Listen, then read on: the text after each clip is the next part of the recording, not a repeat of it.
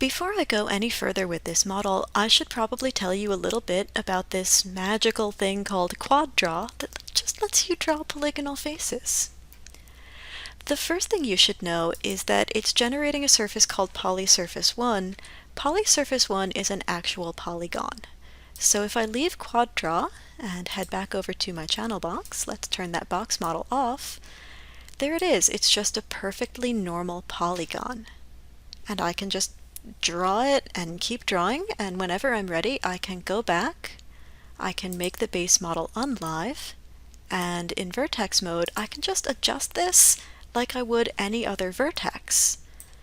Which is great because my next step is probably going to be to say that this eye is not eye-shaped.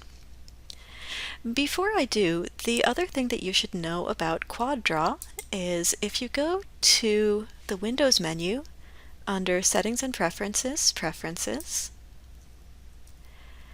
there is a modeling category, and in the modeling category you can get all of the various QuadDraw shortcuts. There are a lot of them. For example, Tab left mouse button will extend a quad strip, so you can just draw out a whole strip of faces by holding down the Tab key and the left mouse button. Control-Shift left mouse button will let you delete a face or an edge loop. That might come in handy. So just take a look at these. If there's anything that I'm skipping, it's probably going to be in here.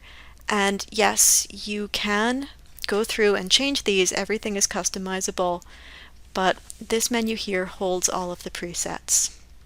So I will say cancel because I don't want to change them. I just wanted to show you that Preferences Modeling will allow you access to all of the QuadDraw shortcuts. The last thing that I should say, again before I go any further, is that QuadDraw can be started and stopped at any point. So I'm going to take my box model, make it live again, and then select my PolySurface1 mesh. When I go back to the modeling toolkit, I can just restart QuadDraw. It turns that blue color, and I could go through and draw out the mouth this time. Maybe I will start here, just take that whole shape from the mouth to the nose.